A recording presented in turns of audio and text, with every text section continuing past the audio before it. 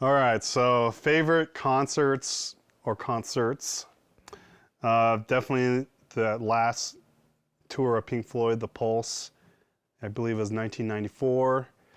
It was about when my brother and I have a year-old brother, we're going around California, Oregon, looking at colleges, and we went to Stanford. And it just so happened that Pink Floyd was playing 3 months later, so my brother's like, yeah, we gotta go. So we bought tickets, we went down there. My dad had to drive us down because we were teenagers, and my parents didn't trust us at all, so my dad had to go to the concert. And I went there. It was probably 12 rows back, and I never really been to a real concert before, not in that magnitude, okay? Because I'm from Boise, Idaho, and when you go to Oakland Coliseum and see a concert, you're just like looking around, totally blown away, had no idea where I was doing. And someone showed us to our seat, and they had Pink Floyd padded seats that we sat on, and the first song they came out was Astronomy Don't Mind, and it was that Liquid Light show that you see that's all bubbly on the screen. I was just like, what is this song? And I sang every song ever since. I didn't know that one song, but all the other songs I knew. And I walked away. I was like, holy cow. That was the best concert I ever saw in my life. That's still the number one? It's still number one. Oh. Well, for mine was probably 6 years ago, maybe. It was David Gilmour of Pink Floyd at the Universal Amphitheater in LA. And it was right after he came out with the On an Island record. And it was either the last night or the second to last night of the tour. And the guy I went with was fanatical about it. He got the tickets, super pricey, but he's a doctor. And so he's a very smart man, and he's a big guitar fan. So when he went on to get the seats, he literally said, okay, he surveyed to find out how high the stage was and the seats. And then he also figured, okay, well, if David Gilmour, he's standing here.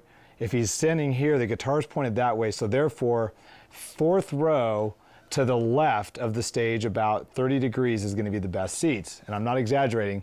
Those are the seats we got at $480 a pop or $500 a pop. And we walk in, and sure enough, because he wanted to be able to see his hands. So we're there. I'm like, from here to there, stage height perfect, because down below was too low. You're looking up at him. So here we're directly even, 4 rows back. And Gibson Amphitheater, as it's known now in Universal City, is one of the best sounds. My top 3 concerts were there. Pat Metheny with the other 2. I saw him there twice. But the sound system was amazing. It was like the kick drum would knock the wind out of you, but it felt good. And he plays the entire On an Island record, top to bottom, takes an intermission. There's just one laser. The cool thing was there was one laser, one yellow laser coming off the stage, but it's hitting mirrors that were strategically placed all over the entire building. So one laser is shooting out, doing lasers across the whole place. Second half of the show, he comes out with Stephen Stills and David Crosby, I guess it was. I can't remember, two of the, Crosby, Stills, yeah, exactly, yeah, doing the background vocals. And it was just the most ear candy concert I had ever been to in my life, hands down. I mean, I saw The Wall recently with Roger Waters, bigger than life production, by far the biggest production I've ever seen. It was amazing, but to hear David Gilmour playing his guitar parts, it's unsubstitutable. It was absolutely the most ear candy. And it was very depressing, because I realized I will never stand on stage and sound that good in my life. So that part was mildly sad, but other than that, it was an incredible experience. As you can see, we love Pink Floyd. Wait. For me. And we'll end it on that.